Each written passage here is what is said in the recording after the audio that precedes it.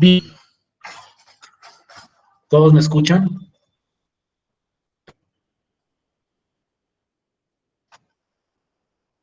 Sí, señor. Bien. Nuevamente, buenas tardes a todos y todas, a los que no haya saludado.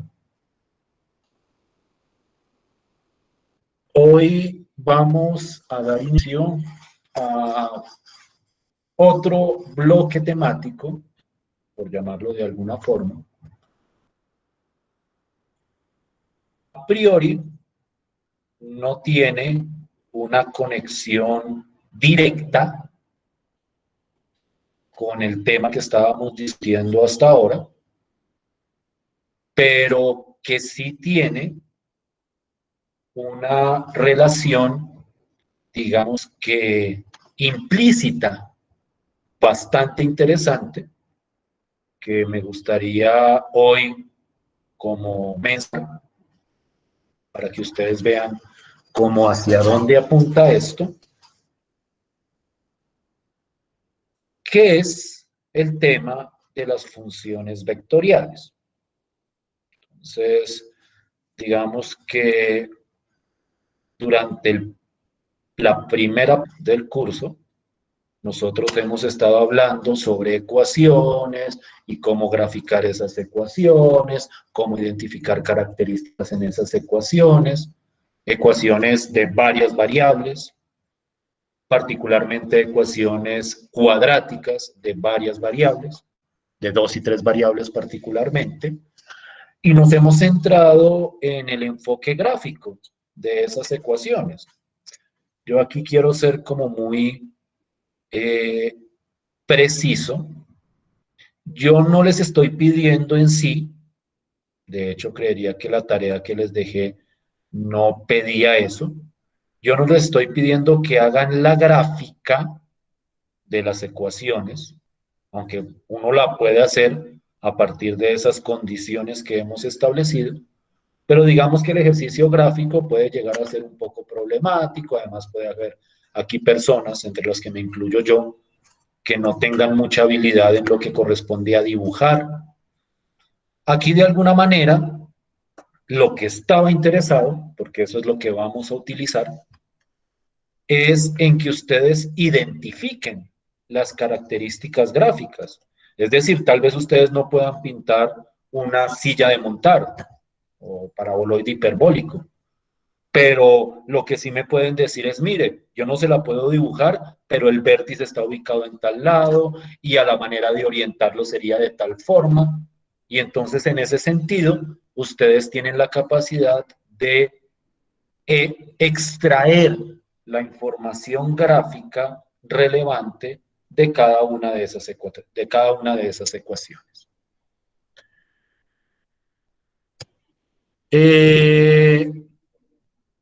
Hoy vamos a empezar a hablar con funciones. Y digamos que la relación que hay entre ecuaciones y funciones es una relación a veces no muy evidente o no muy directa, parecieran dos cuerpos conceptuales distintos, pero de alguna manera hay una conexión entre esos objetos. Ustedes tal vez ya lo habrán vivido en sus cursos de cálculo, los cursos de cálculo anteriores, donde muchas cosas de funciones se trabajaban con ecuaciones y muchas ecuaciones se podían resolver a partir de cierta teoría de las funciones. Entonces, en ese sentido, hay como un maridaje, por decirlo de alguna forma, entre esos dos conceptos. Y vamos precisamente hoy a tratar de establecer algunos vínculos entre las ecuaciones de varias variables, que es lo que hemos discutido hasta el momento, y esas funciones vectoriales que vamos a empezar a trabajar el día de hoy. La idea teórica de lo que es una función vectorial es muy sencilla. Una función vectorial es simplemente una función es decir, una expresión que se evalúa en alguna variable, en este caso a la variable la vamos a llamar t, pero en este tipo de función el resultado no es un número, como uno estaba acostumbrado, que uno estaba acostumbrado a que a la hora de evaluar una función, a mí el resultado me diera un valor numérico, sino que en este caso el resultado es un vector en el sentido algebraico de la palabra, es decir, es una terna en este caso, porque vamos a hablar generalmente de vectores de 3 componentes, es una terna de funciones donde cada una de esas funciones es de una variable.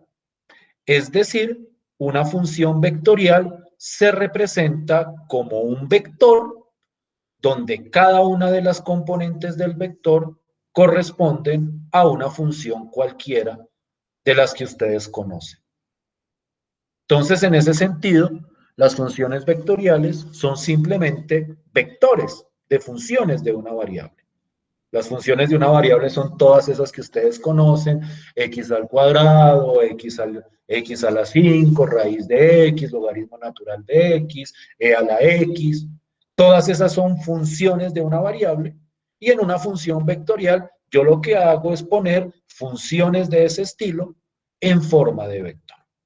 Lo que pasa también es que acá, y ya explicaré posteriormente por qué, la variable que se utiliza no es x, porque x la utilizamos para otra cosa, sino que aquí la variable se va a llamar t. Entonces, en las funciones vectoriales, la variable es la variable t. Ejemplos de ese tipo de funciones hay por montones, porque naturalmente, siempre y cuando cada componente sea una función de una variable, pues cualquier cosa puede ser una función vectorial. Por ejemplo, yo puedo pensar en una función vectorial como esta de acá, la función t, t al cuadrado, t a la 3. O si yo quiero mirar otra función vectorial, yo puedo considerar una función g de t, también con 3 componentes, y en este caso las componentes van a ser funciones trigonométricas, entonces yo puedo pensar en la función coseno de t, seno de t, y por qué no tangente de t.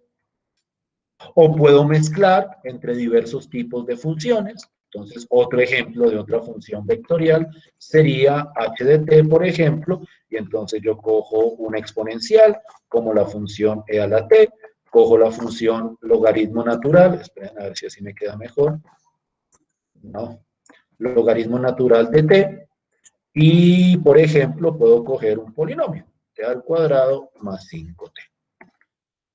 Estos son ejemplos de funciones vectoriales.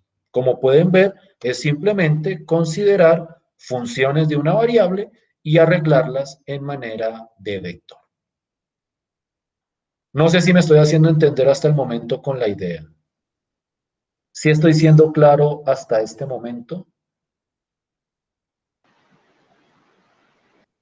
Sí, profe. Sí, señor. Entonces, digamos que la estructura básica de lo que es una función vectorial no representa mayor misterio.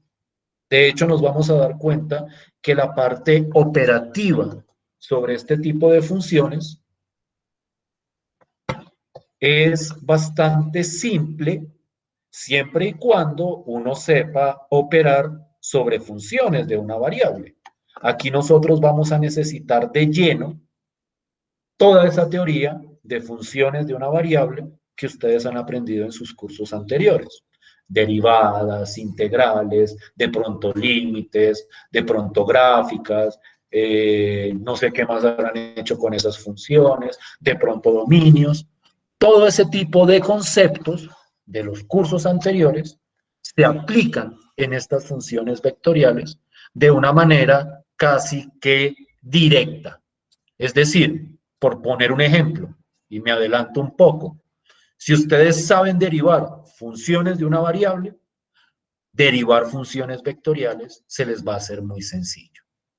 Si ustedes saben integrar funciones de una variable, entonces integrar funciones vectoriales no les va a representar ningún inconveniente. Entonces aquí la parte operativa y estructural de este tipo de funciones no representa mayor misterio. Aquí lo que va a ser realmente interesante es la parte interpretativa, es decir, ¿qué son estas funciones en un contexto aplicado? Y preferiblemente aplicado, ojalá pudiéramos, hacia problemas propios de las ingenierías o de algún campo del conocimiento.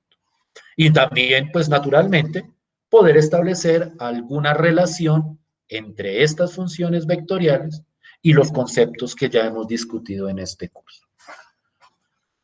Naturalmente, cuando yo hablo de una función, en particular de una función vectorial, yo puedo hablar de evaluar esa función. Entonces, ¿qué significa evaluar una función vectorial? Cuando a mí me dicen evaluar, lo que significa es reemplazar por algún valor específico en la variable. Entonces, por ejemplo, si yo cojo, si consideramos, voy a quitar aquí el subrayado, control S, si consideramos la función vectorial, por ejemplo, cojamos esta de acá, para no enredarnos mucho,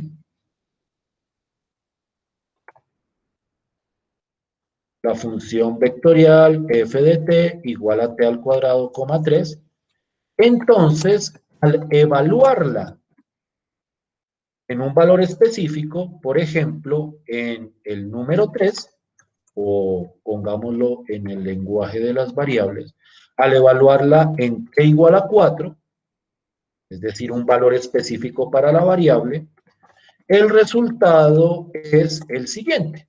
Entonces acá simplemente lo que hago es coger la función f, evaluarla en 4, aquí sigo con la notación clásica de lo que significa evaluar, y en este caso lo que voy a hacer es en cada componente voy a reemplazar por ese valor 4.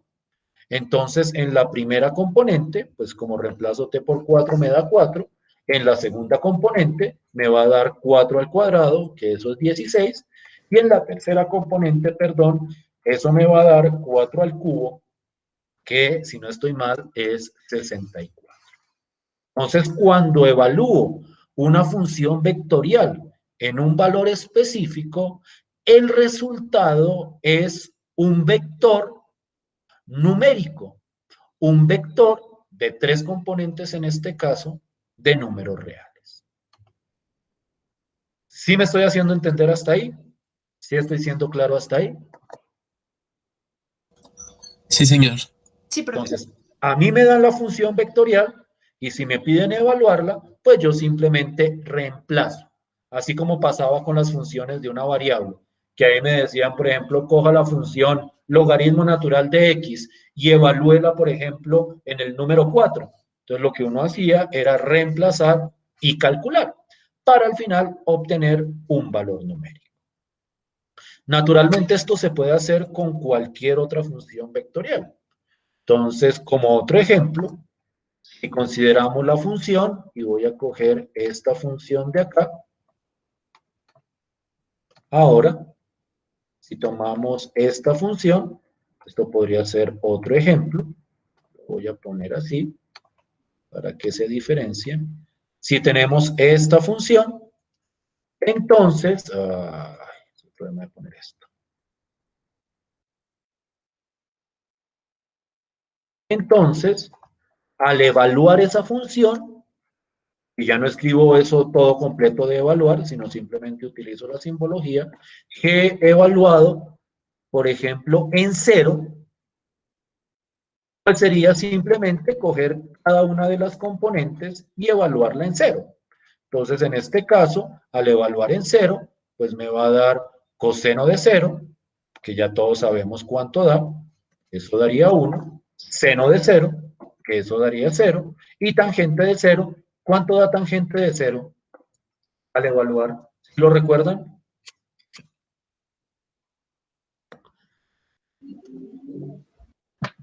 Cero. Cero. Y si yo, por ejemplo, quiero evaluarla en otro lado, por ejemplo, quiero evaluarla en G evaluado en pi, ahí me quedó bien, pues entonces simplemente es reemplazar toda esta función en pi. Entonces, en ese caso, si se puede evaluar en pi, coseno de pi vale, ¿cuánto vale coseno de pi? ¿Alguien me lo puede recordar?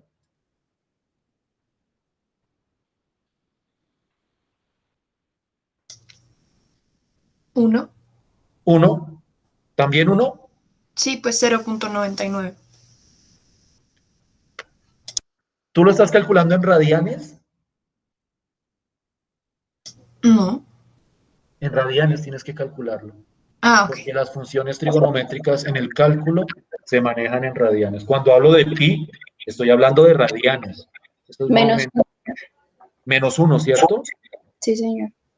Menos 1, el seno de pi creo que otra vez es 0, y tangente de pi, ¿alguien me puede recordar cuánto da tangente de pi? 0. 0 también.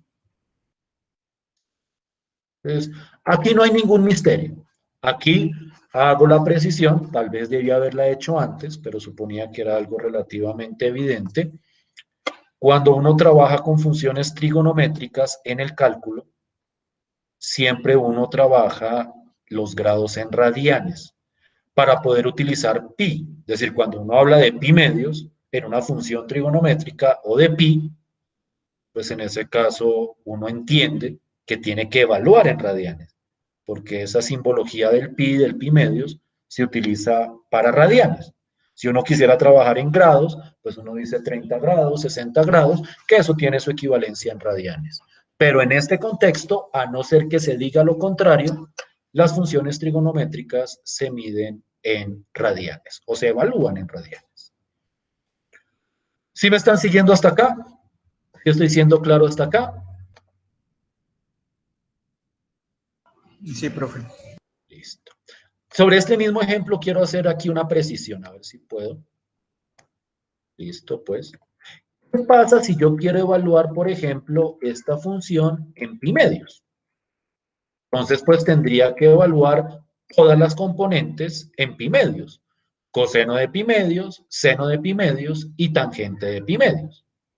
Pero aquí se presenta un caso particular, y es que tangente de pi medios no se puede evaluar.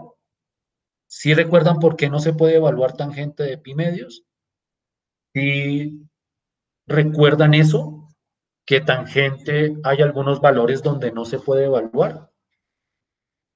Porque hay una asíntota en ese punto, ¿no, profe? Porque hay una asíntota, porque hay una indeterminación, porque al evaluar se divide por 0. Lo cierto es que tangente en pi medios no se puede evaluar. Y si en una función vectorial una de las componentes no se puede evaluar en un número, entonces no se puede evaluar toda la función. Es decir, la respuesta a este cálculo sería no se puede evaluar. Alguien dirá, pero es que el coseno sí lo podemos evaluar y el seno también. Puede que sí, pero con que haya solo una componente donde haya problemas de evaluación, inmediatamente toda la función queda indeterminada en ese valor. Entonces, a la hora de evaluar una función vectorial, o se puede evaluar en todas las componentes, o si hay alguna en la que falla, no se evalúa en ninguna. Esa función vectorial tiene una estructura muy compacta en ese sentido. Es decir, o todo se evalúa o nada se evalúa, por decirlo de alguna forma. Entonces, si hay alguna componente donde no se puede evaluar, la respuesta general es ahí no se puede evaluar la función vectorial. Es muy importante tener en cuenta ese detalle. Esta función no se puede evaluar porque la tercera componente se indetermina, es una forma de decirlo, en pi medios. Entonces, esto se indetermina en pi medios. Las razones por las que se indetermina, pues son propiedades propias, valga la redundancia, de las funciones trigonométricas. ¿Cómo vamos hasta acá? ¿Sí me estoy haciendo entender hasta acá? ¿Alguna pregunta hasta acá? No, profe. Listo, pues. Aquí quiero hacer una pequeña nota sobre las funciones vectoriales. Es una nota de escritura, porque así lo van a ver en muchas ocasiones. Nota, bueno, en realidad son dos notas. La primera, las funciones vectoriales se pueden escribir de manera, ¿cuál es la palabra que utilizan para eso? De manera canónica, pero aquí canónica no significa lo mismo que significaba para las funciones, para las ecuaciones cuadráticas, sino es canónica en el sentido vectorial. Aquí voy a hablar un poquitico de álgebra lineal. No es mucho lo que quiero hablar de eso en este momento, después tal vez si lo necesitemos, pero acá quiero mencionar es algo muy, muy, muy concreto. Cuando uno tiene un vector, es decir, cuando uno tiene, por ejemplo, esta expresión,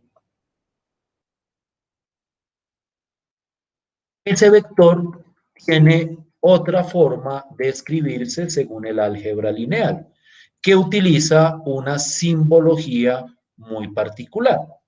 Y es decir que esto es t multiplicado por un símbolo, que a ver si lo encuentro acá, aunque yo creo que ustedes saben cuál es el símbolo que estoy buscando, o si no lo encuentro, pues me toca escribirlo con... Esto creo que sería el que me serviría. A ver si tengo aquí un acento. Creo que es con este. Ah, sí, aquí está el acento. Que es escribir t, aquí ponen i, más t al cuadrado, y aquí la letra que va es una J, y la tercera componente uno la acompaña de una letra K. ¿Les suena familiar esa notación de los vectores? ¿Ustedes han visto ya álgebra lineal? Sí, señor. Algunos de ustedes la vieron creo que conmigo, ¿no? El semestre pasado. Yo les expliqué esa notación, ¿cierto?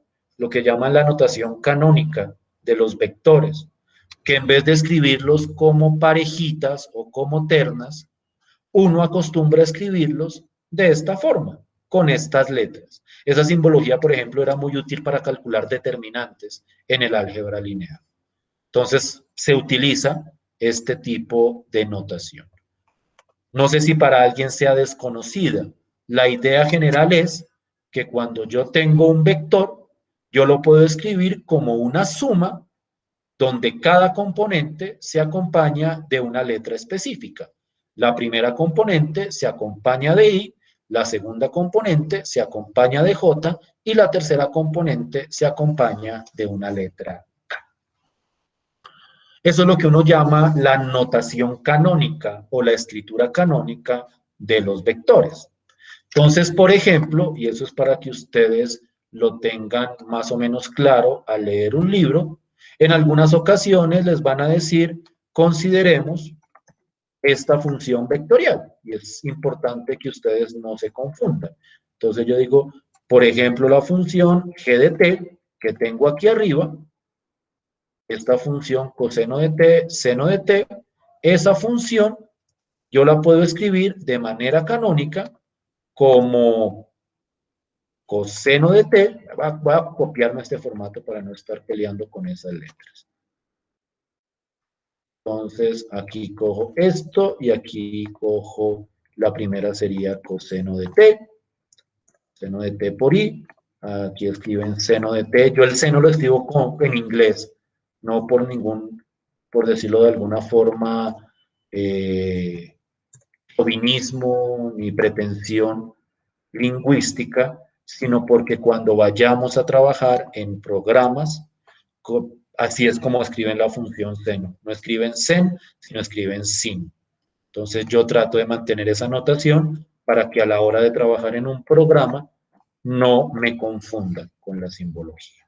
Entonces esta función, que era coseno de t, seno de t, aquí voy a poner con i, seno de t, tangente de t, yo la puedo escribir de manera canónica como la ven acá. ¿Sí me siguen hasta ahí? ¿Sí me estoy haciendo entender hasta ahí? Sí, señor. Esa es la primera nota. Son notas sobre escritura. La segunda nota es muy importante. Cuando en una función vectorial, la tercera componente es igual a 0, y comúnmente se hace es con esa tercera componente, en la escritura se puede omitir esa componente.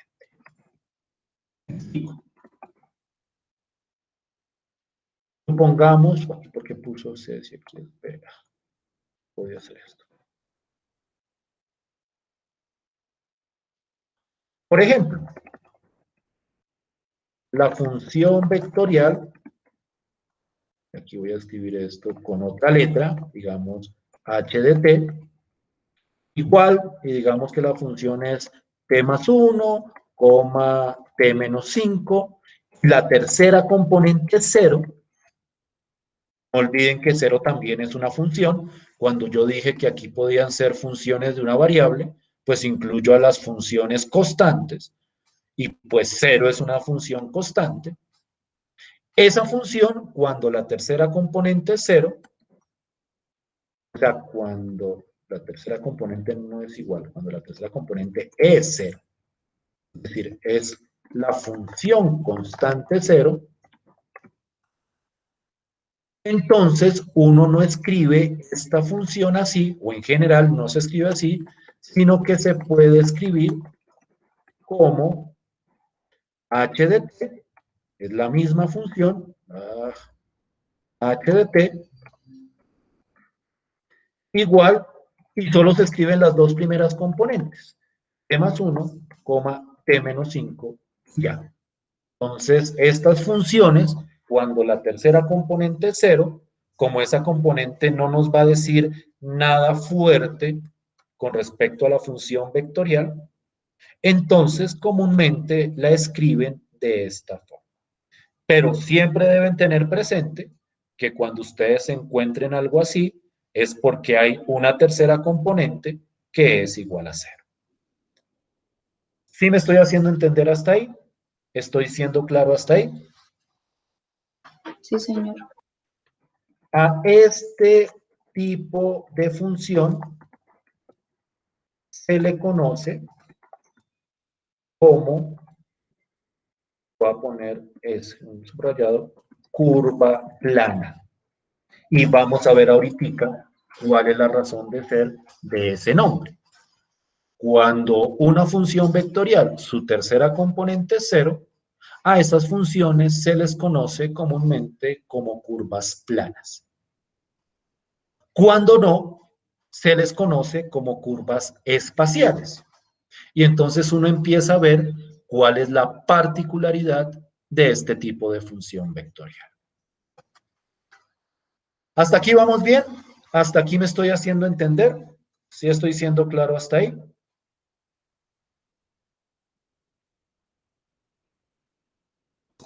Sí, señor. Listo, pues. Bien. ¿Cuál es el sentido de estas funciones vectoriales? Yo quisiera entrar a hablar de eso antes de entrar a profundizar en lo operativo. Me gustaría que empezáramos a entender qué es lo que está pasando con estas funciones. Entonces, quiero irme, espero que tenga bien programadito esto. Sí. Quiero irme hacia GeoGebra. Entonces, voy a dejar de presentar acá. Voy a dejar mi pantalla completamente. proyectada para poder saltar entre los dos lenguajes. Entonces, aquí estoy acá. Y quiero que miremos lo siguiente. Aquí la escritura es un poco diferente. La escritura es un poco diferente. En este lenguaje no lo pude escribir, o bueno, en este caso no lo pude escribir como un solo vector. Lo que pude hacer es escribir solo cada componente por separado. Es decir, en esta función vectorial, y tampoco pude poner ni la X, aquí no pude utilizar las letras que me gustan, ni la variable T, pero espero que eso no los vaya a confundir, porque la idea es la siguiente. Cada una de estas funciones que tengo acá es cada una de las componentes de la función vectorial. Esta es la primera componente, esta es la segunda componente. Es decir, y aquí me paso al Word, consideremos esta función vectorial. Consideremos la función vectorial y voy a coger una letra cualquiera, llamémosla M, M de t, que es simplemente 3 por coseno de t. Ahora sí quiero escribir esto con esto. Queda muy bonito. 3 coseno de t y 3 seno de t. 3 seno de t.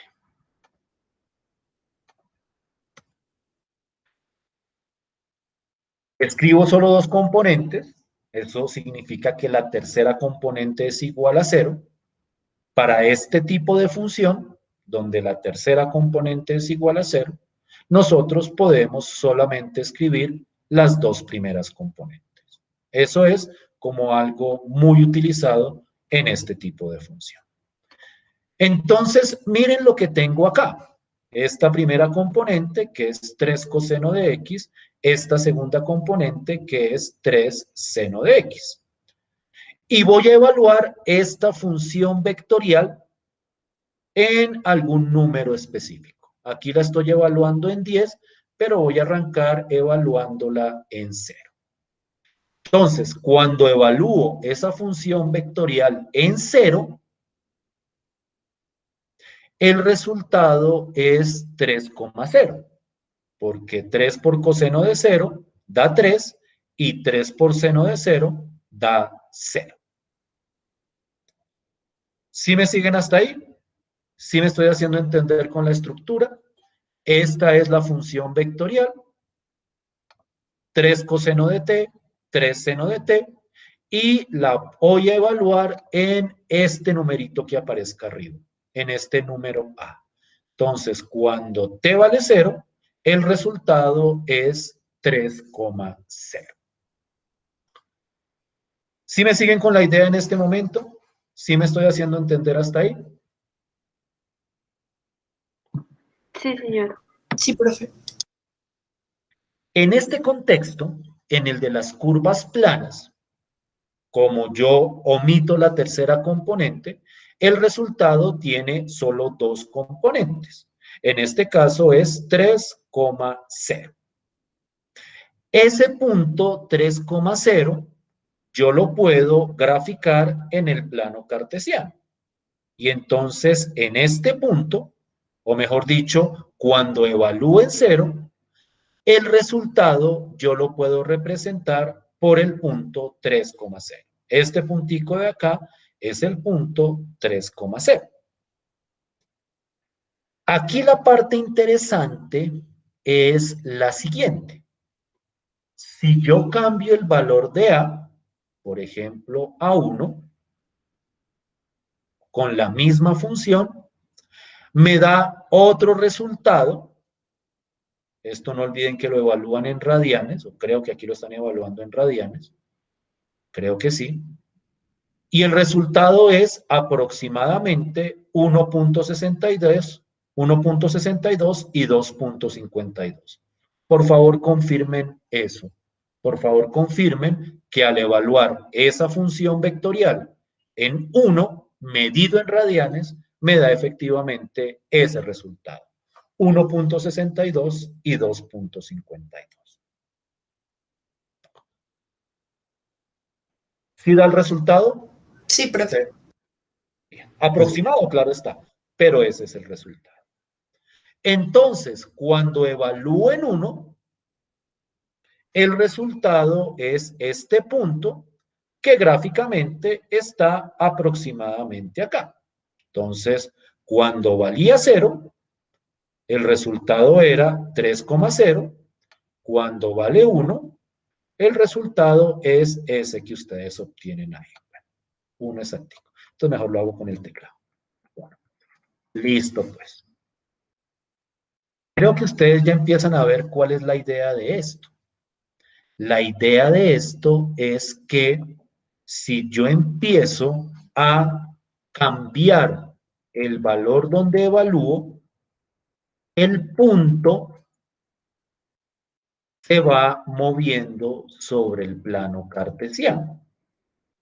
Entonces miren que lo que estoy haciendo es cambiar el valor A, que es el valor donde se evalúa, y a medida que voy evaluando o cambiando ese valor, va cambiando el resultado y por lo tanto van cambiando las coordenadas del correspondiente punto. ¿Sí ven eso? ¿Lo captan? Miren, cuando vale 5.85, el resultado es este de acá y ese punto se ubica en esta posición. 2.72, menos 1.26. Cuando, por ejemplo, lo evalúo, busquemos un número entero, en 7. Ay, qué tonto. 7. El resultado es este y ese punto está ubicado acá, en el plano cartesiano. Entonces, el resultado de una función vectorial, en particular de una curva plana, corresponde a un punto en el plano cartesiano. Y a medida que yo voy cambiando el valor donde evalúo la función, eso me va cambiando la ubicación del punto en el plano cartesiano. Voy a cambiar la función vectorial.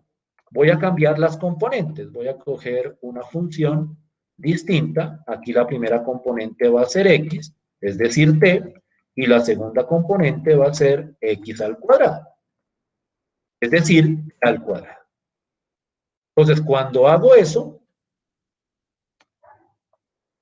miren que cuando evalúo en 0, el resultado es 0,0 y a medida que voy aumentando o cambiando el valor de A, que es el valor de la variable, el puntico se está moviendo sobre el plano cartesiano. ¿Qué quiero decir con esto? Y esta es como la parte realmente interesante.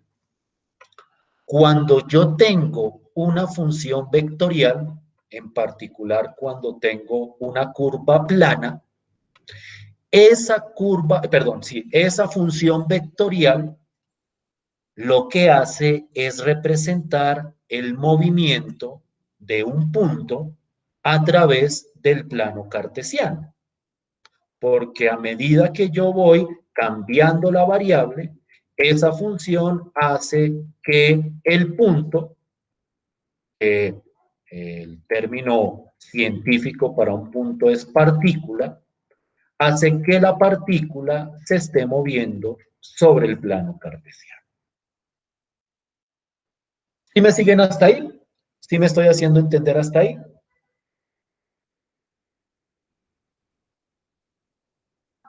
Sí, señor. Listo, pues. Quiero que volvamos al ejemplo anterior. Quiero que volvamos al ejemplo 3, coseno de x, espero que me quede bien, y 3 seno de x, que era el que tenía, ¿cierto? Era así, 3 coseno, 3 seno, sí.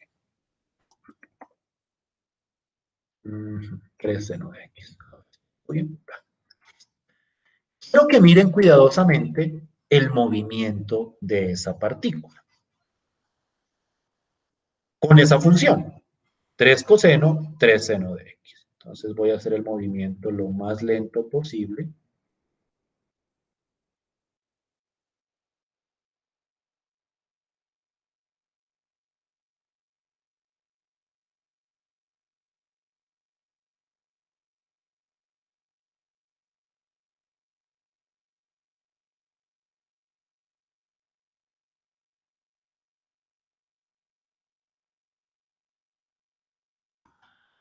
¿Alguien me podría describir el movimiento de esa partícula?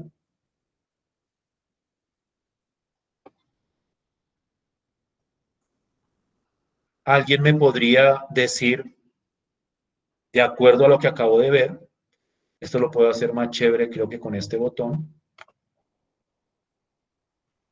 ¿Alguien me podría describir en una palabra el movimiento de esa partícula?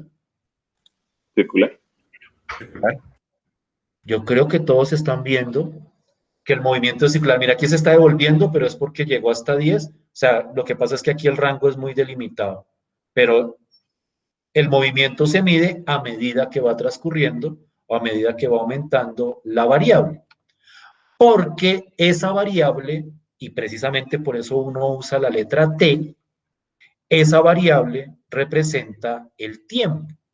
Entonces, a medida que transcurre el tiempo, la partícula se va moviendo y en este caso, en esta función vectorial, la partícula se está moviendo de manera circular.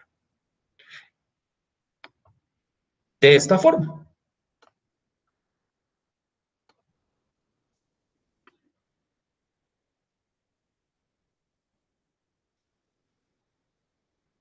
¿Sí estamos de acuerdo hasta ahí? ¿Me siguen hasta ahí? Sí, profe. Sí, señor. Entonces quiero que se den cuenta la relación tan fuerte que hay entre funciones vectoriales y curvas. En este caso, esta curva corresponde a una cónica. Si ustedes miran esta gráfica, esto es gráficamente una elipse, solo que la elipse tiene los dos radios iguales, es decir, las circunferencias son casos particulares de elipses, y esta ecuación que yo tengo aquí arriba, que no sé si alguien había reparado en ella, es la ecuación de una elipse, de la elipse x al cuadrado más y al cuadrado igual a 9. Eso es una elipse porque sus dos coeficientes son iguales. Lo que pasa es que es una elipse donde el radio horizontal y el radio vertical van a ser iguales, que eso precisamente corresponde a una circunferencia. Entonces quiero que vean la parte interesante acá. Cuando yo tenía ecuaciones como esta, yo las podía representar gráficamente, pero esa representación gráfica también se puede hacer a partir de funciones vectoriales.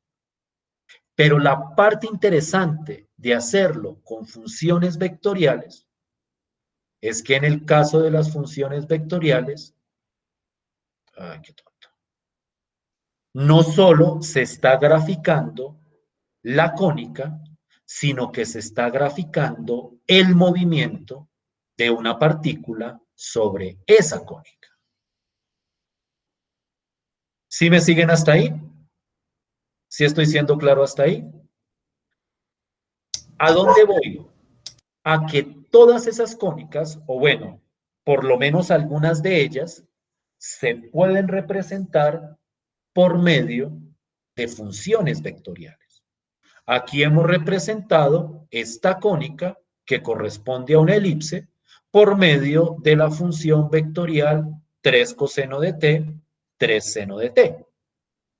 Y entonces uno podría empezar a preguntarse, bueno, ¿y si yo quiero representar una elipse por medio de alguna función vectorial, cómo lo podría hacer yo? Y entonces, miren, quiero que vean este de acá. Cuando cojo la función, 4 coseno de x por 3 seno de x, yo tengo el movimiento de una partícula sobre una elipse.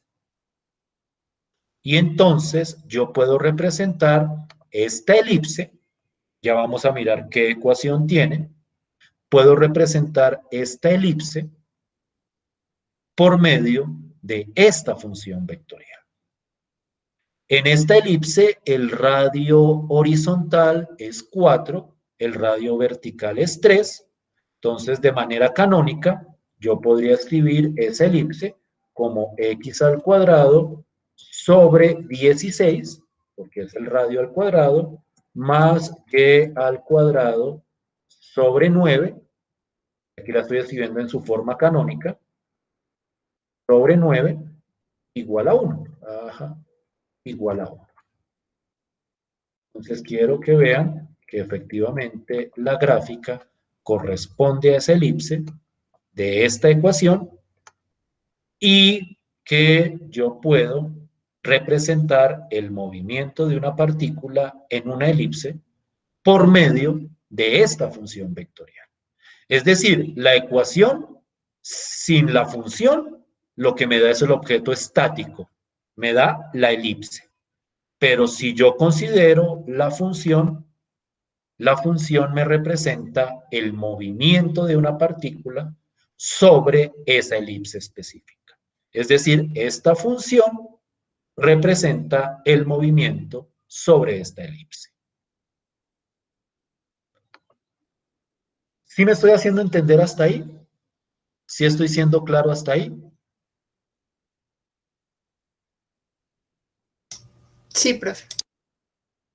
Listo, pues. Aquí de esto estoy como mencionando solo la idea para que vean la conexión entre las cónicas, porque aquí la conexión es muy específica con las cónicas y las funciones vectoriales.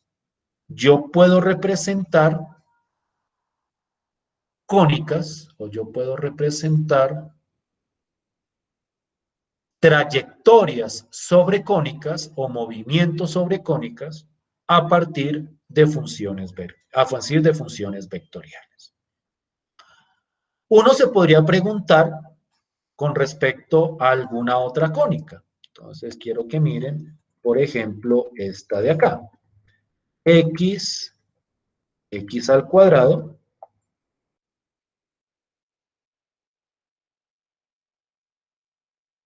voy a borrar este. Y la gráfica, en este caso no me da toda la parábola, porque cogí un intervalo muy específico, desde 0 hasta 10, pero si yo ampliara ese, porque es que aquí solo me permite graficar hasta ciertos valores, pero si yo, por ejemplo, graficara, aumentara, digamos, desde menos 20 hasta 20, por poner un ejemplo, y esto lo puedo hacer aquí en el programa, miren lo que resultaría, a ver si me queda, ajá, no, aquí no me funcionó, ¿por qué no me funciona con los negativos? Ah, ¿por qué? Aquí debería ser, déjeme mirar un segundo, porque no me está, ya vi cuál es el problema. Permítanme un segundo, es que el cambio debía haberlo hecho acá, donde está este intervalo, desde menos 20 hasta 20, por ejemplo.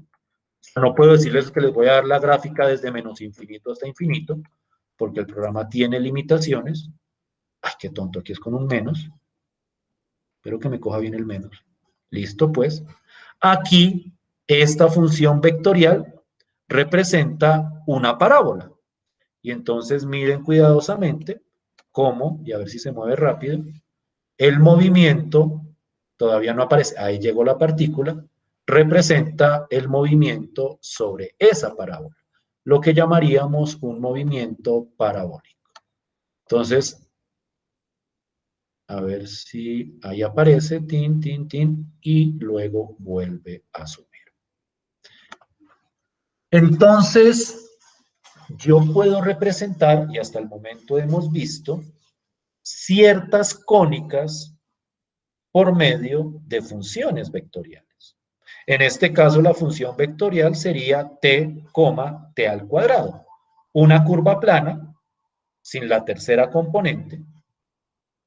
Y entonces uno podría empezar a hacerse preguntas. La primera pregunta es, ¿y si yo tengo una cónica cualquiera, cómo hago para representar esa cónica por medio de una función vectorial? Es decir, aquí mismo mostré dos ejemplos, o tres, una circunferencia, una elipse, que en el fondo son dos elipses. Aquí muestro una parábola, pero entonces alguno de ustedes podría decir, bueno, supongamos que yo tengo la ecuación de una hipérbola. ¿Cómo hago para representar esa ecuación de la hipérbola o esa hipérbola por medio de una función vectorial que me represente el movimiento? Esas son preguntas que que iremos tratando de solucionar a medida que vamos trabajando con estas funciones vectoriales. Pero el aspecto que yo quería discutir antes de entrar a este primer descanso era cuál es la relación que hay entre funciones vectoriales y cónicas. Las cónicas se pueden representar por medio de funciones vectoriales. La ventaja es que en las funciones vectoriales nosotros podemos ver esas cónicas como trayectorias de movimiento.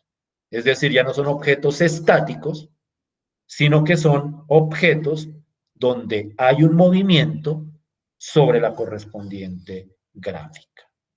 Y eso resulta ser muy interesante y muy útil para analizar problemas sobre movimiento.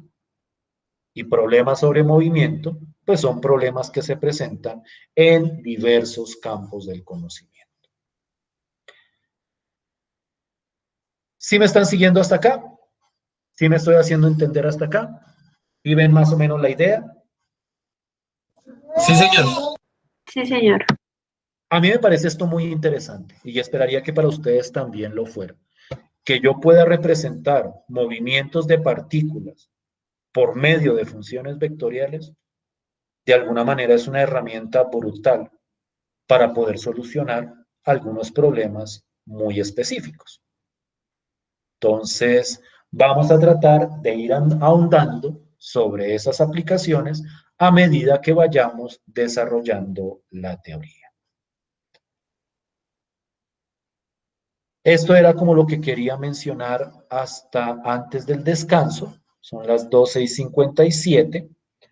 Vamos a tomarnos unos minutos, tomémonos hasta la 1:10 para que hagamos una pausa y nos continuamos con el desarrollo teórico de este tipo de funciones vectoriales.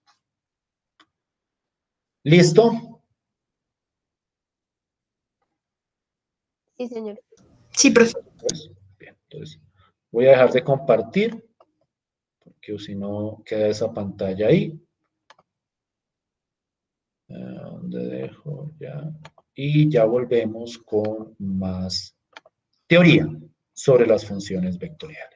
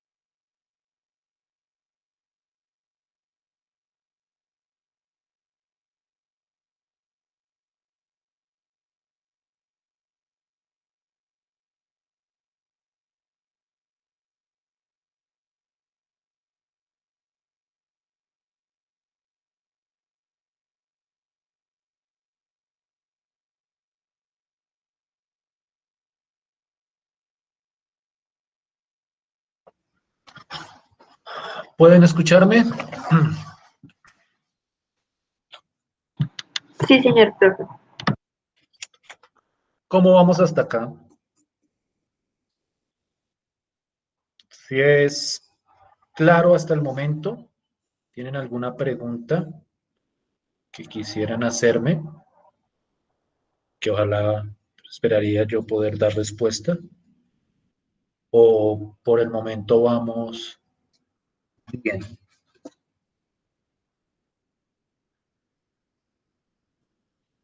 Por el momento no hay preguntas, profe.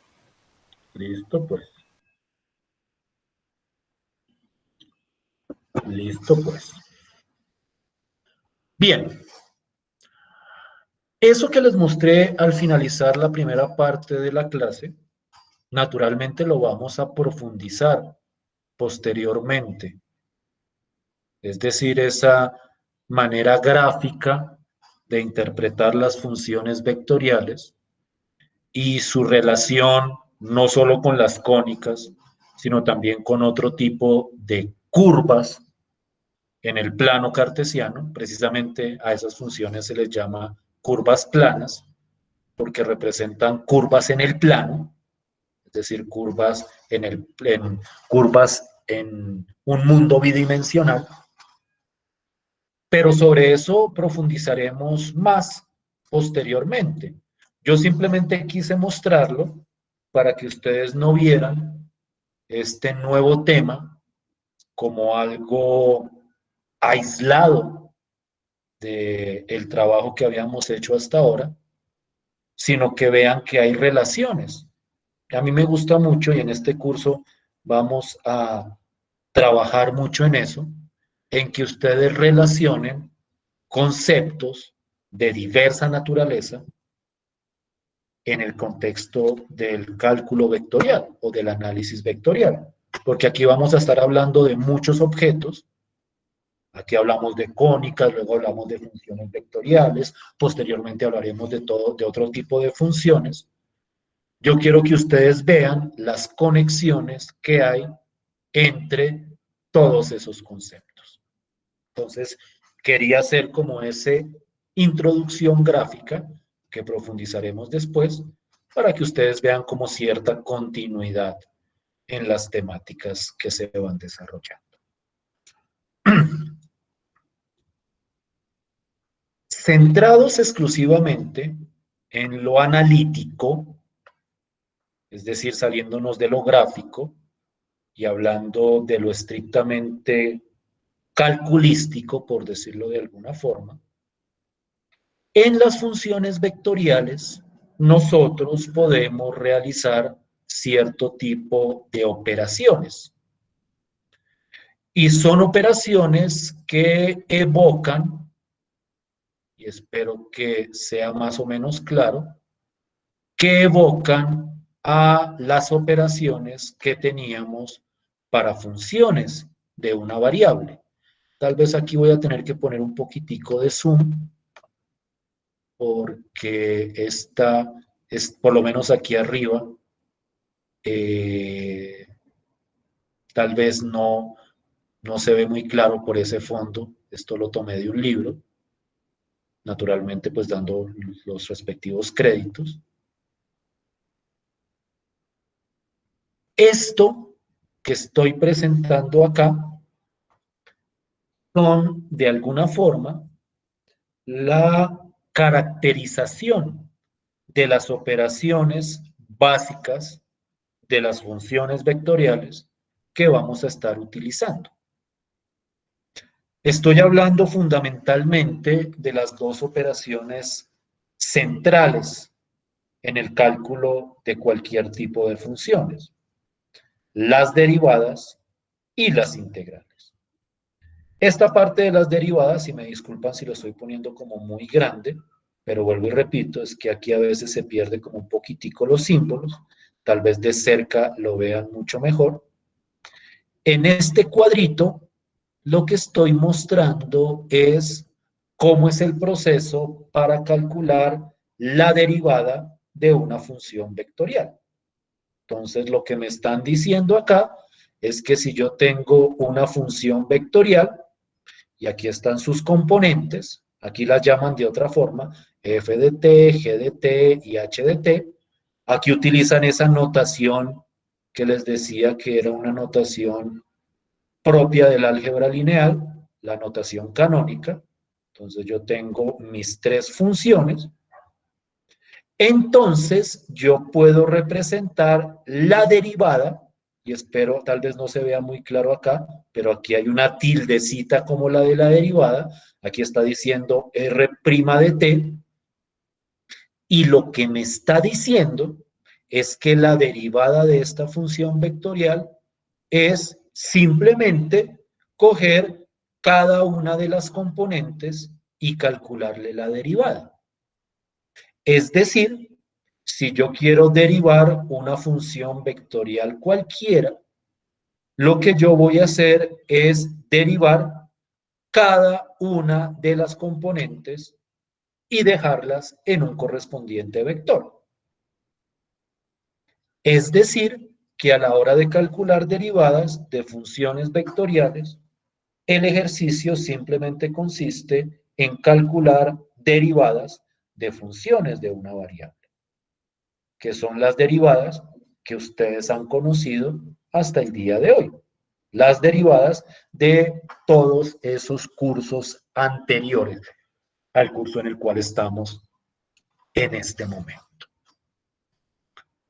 No sé si la idea sea totalmente clara, naturalmente vamos a ejemplificar posteriormente, pero el principio es que derivar una función vectorial es simplemente derivar cada una de sus componentes. En la notación de paréntesis, lo que uno hace es derivar la primera, derivar la segunda y derivar la tercera componente. Esa idea, que como bien digo, ya ejemplificaré después, se traduce también para las integrales. Y entonces, en este cuadrito, lo que me están diciendo es que la integral indefinida de una función vectorial es simplemente integrar cada una de las componentes. Entonces, si yo tengo una función vectorial cualquiera y quiero calcular la integral de esa función vectorial, pues simplemente integro la primera, luego integro la segunda y luego integro la tercera componente, cada una por separado en su correspondiente componente del vector. Entonces, al igual que la derivada, la integración también se hace componente por componente. Y en el caso de la integral definida, es la misma idea. Recuerden que la integral definida es la que tiene límites de integración. Lo que pasa es que esta integral casi no se utiliza para lo que vamos a ver después, pero en la integral definida de una función vectorial, simplemente se calcula la integral definida sobre cada una de las componentes. Es decir, es lo obvio después de haber dicho esto con respecto a la integral indefinida. No sé si me estoy haciendo entender. No sé si estoy siendo completamente claro. ¿Sí me estoy haciendo entender?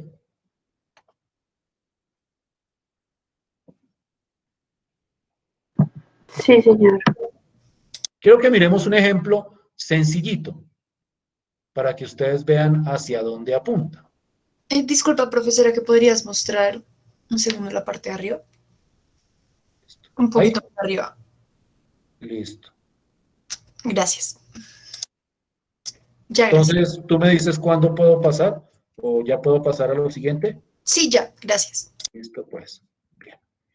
Entonces, para ejemplificar, por lo menos en el caso de la derivada, supongamos que yo tengo esta función vectorial, una función de tres componentes. La primera es seno de t, la segunda es t al cuadrado más t, y la tercera es e a la t.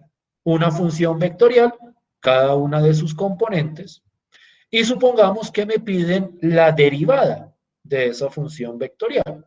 La derivada de una función vectorial la denoto de una manera muy similar a como denotaba en funciones de una variable.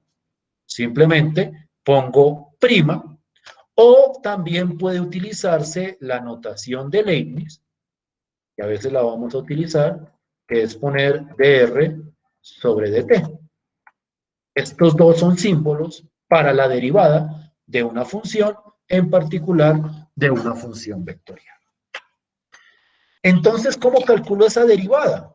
Pues la idea simplemente es, cojo cada componente y la derivo. Entonces, la derivada de la primera componente es coseno de t, porque la derivada de seno es coseno. Yo espero que sepan derivar, obviamente.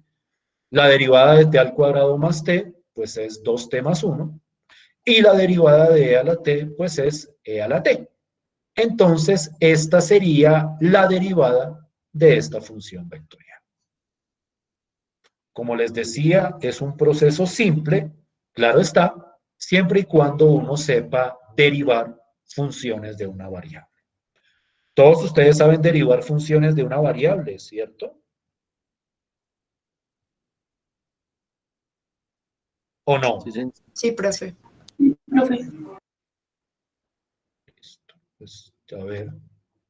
Pues me parece que yo aquí tengo gente que vio conmigo introducción, ¿cierto? El primer curso. A ver qué nombre reconozco. Camacho. Yo le di introducción, ¿cierto?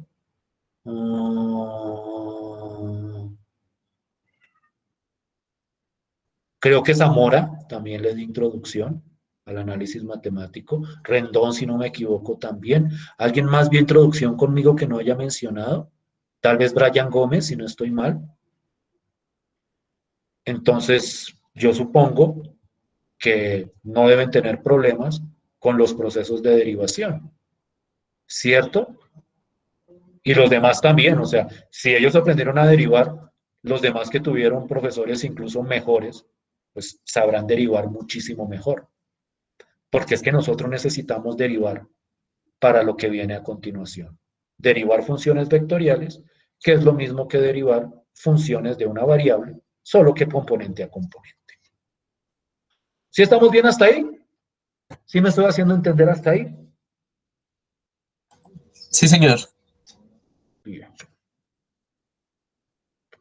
Antes de mirar algún ejercicio de derivadas, quisiera hablar de la integral, particularmente de la integral definida.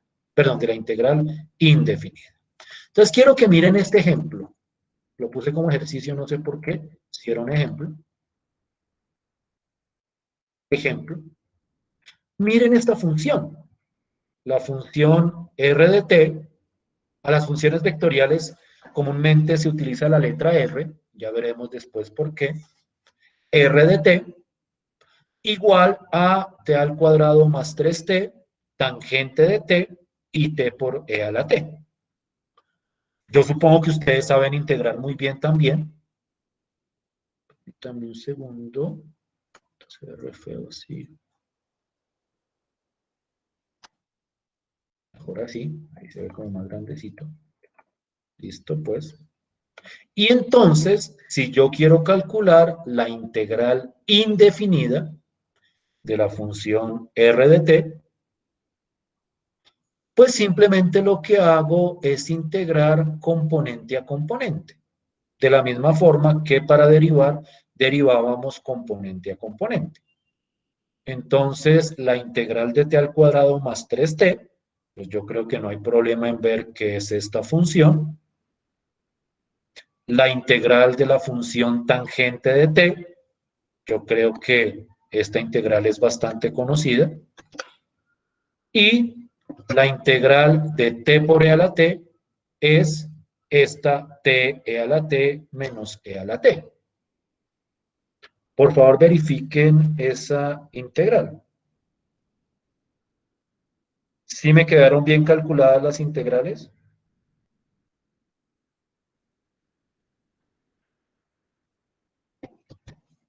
¿O no? Ustedes saben integrar, ¿cierto? Sí, profe, está bien. Sí, profe. Nuevamente, creo que también tengo acá gente que vio conmigo aplicaciones. Oye, yo tengo gente que ha visto conmigo introducción a aplicaciones y ahora también está viendo esto. ¿Por qué se hacen eso ustedes mismos? De ver todas las 3 materias conmigo.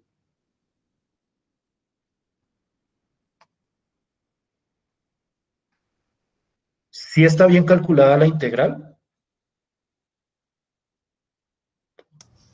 ¿Para Sí, todos? ¿Problemas? Yo quiero llamar la atención sobre un aspecto muy específico de estas integrales. Como ustedes muy bien saben, en una integral indefinida siempre tiene que ir una constante de integración. Es decir, después de que uno calcula la antiderivada, por el método que sea, en este caso creo que es directa, en este caso es sustitución, en este caso es partes, uno le tiene que sumar una constante de integración a cada una de las integrales que aquí se han calculado, porque al fin y al cabo, cada integral es una integral indefinida, independiente, por decirlo de alguna manera. Entonces, tiene que ir constante para esta primera integral, tiene que ir constante para esta segunda integral y tiene que ir constante para esta tercera integral. Yo creo que eso deben tenerlo completamente claro. En las integrales indefinidas no puede faltar la constante de integración.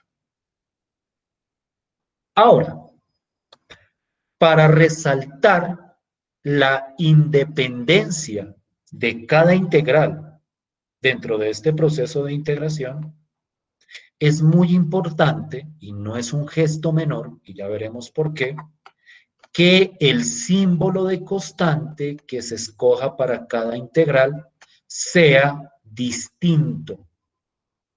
Ustedes se acostumbraron a que la constante de integración siempre se llamaba C mayúscula, posiblemente, pero en este caso, como son 3 integrales indefinidas, cada cual tiene su constante y cada constante tiene una letra distinta. No pueden utilizar en todas la misma constante, porque si utilizaran la misma letra para las 3 constantes, estarían diciendo que es la misma constante para todas las 3 integrales. Y eso no es así, porque cada integral se calculó de manera independiente. Eso, vuelvo y repito, no es un hecho menor. Y cuando veamos aplicaciones de estas funciones vectoriales y en particular del proceso de integración, se van a dar cuenta de lo relevante que es no solo poner las constantes de integración, sino simbolizarlas de manera distinta. Entonces, a la hora de calcular una integral indefinida, la primera, yo las letras que escojo comúnmente son C, D y E. Hay algunos otros que escogen subíndices, entonces lo que hacen es poner acá C sub 1, aquí ponen C sub 2, C sub 2, y aquí ponen C sub 3. Otros escogerán otras letras para esas constantes, me da igual. Lo importante es que se vea que son constantes diferentes en cada una de las integrales que se están calculando. ¿Sí me estoy haciendo entender? ¿Sí estoy siendo claro con esto?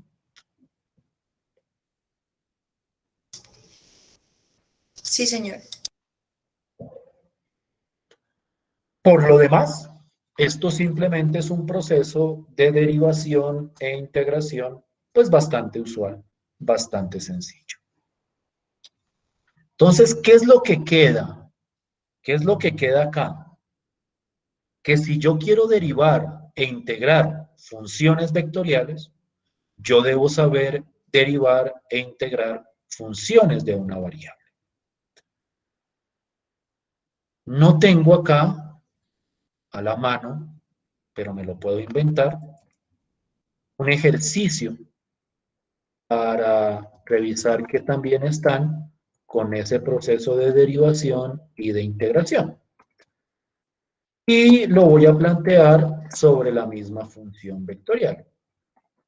hallar la derivada y la integral indefinida de la siguiente función.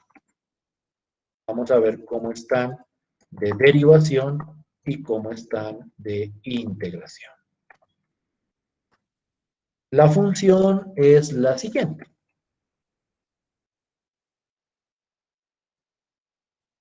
Y voy a poner esto de acá.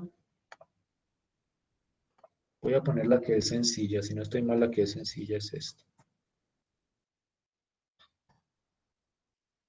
Esa es la primera componente. La segunda componente es esta. T más 5, 4 sobre t al cuadrado, más 5t, 6. Creo que van a tener problema con esta. Y la última me gustaría que fuera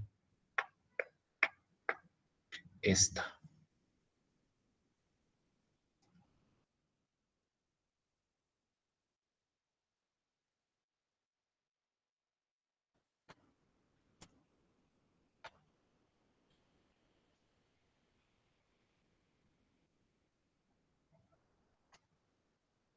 ¿Sí es claro lo que tienen que hacer?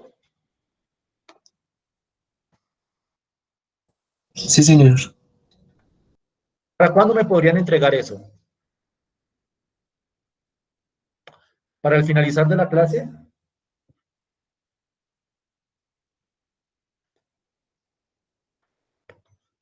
Al final del día. Al final del día. ¿Lo quieren hasta medianoche de hoy? ¿Qué dicen los demás? Sí. Sí, profe. Sí, Sí, señor. profe. Listo, pues. Entonces voy a ir subiéndolo al Moodle. Análisis vectorial. Nosotros, ¿cuántas actividades evaluativas llevamos? A ver, llevamos una que era del 10%. La de la vez pasada, que es hasta... Ah, pero tiene una actividad ya para de hoy para este viernes, ¿no? ¿O era para hoy la actividad? ¿La actividad 2 para cuándo es? Para el Para viernes. el viernes. Para el viernes. ¿Será mucho abuso ponerles otra actividad para hoy? ¿Cómo van con el otro taller? ¿Ya lo terminaron? Profe, yo en mi caso voy un poquito atrasado. ¿Y en el de los demás?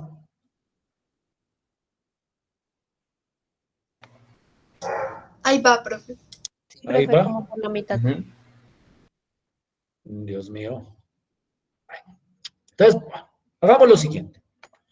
Este no va a ser para evaluar, pero sí quiero que lo trabajen. Es decir, este no es para entregar, pero sí me gustaría que aprovecháramos este espacito de clase que nos falta para que ustedes lo trabajen. Es que a mí me gusta ponerlo como actividad evaluativa, porque así sí garantizo que lo hagan. Pero pues voy a confiar en este caso, en que así no sea para evaluar, ustedes lo trabajen en este espacito de clase que nos falta, por lo menos para que se vayan desoxidando de ese proceso de derivación y de integración. Entonces, quisiera que trabajaran en eso. Yo creo que no se demoran más de 15 minutos. Entonces, cualquier cosa, voy a estar acá y me preguntan con respecto a ese ejercicio. ¿Sí les parece? Listo, profe. Listo, profe. Listo, pues. Entonces, por favor, pónganse a trabajar en ese ejercicio.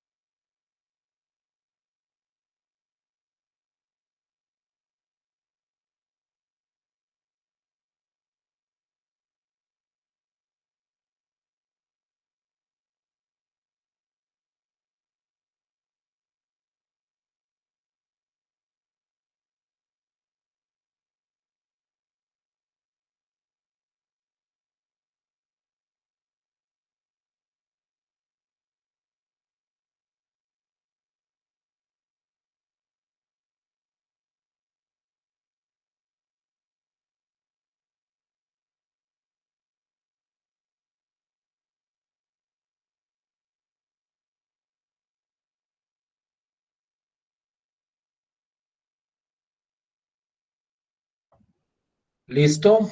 ¿Cómo van?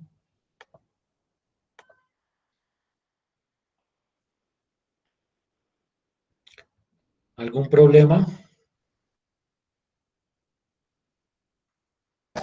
Bien, profe. Por mi parte ya estoy integrando. Listo, pues. Entonces, pues, como que esto era lo que quería comentarles el día de hoy. Por favor, miren este ejercicio.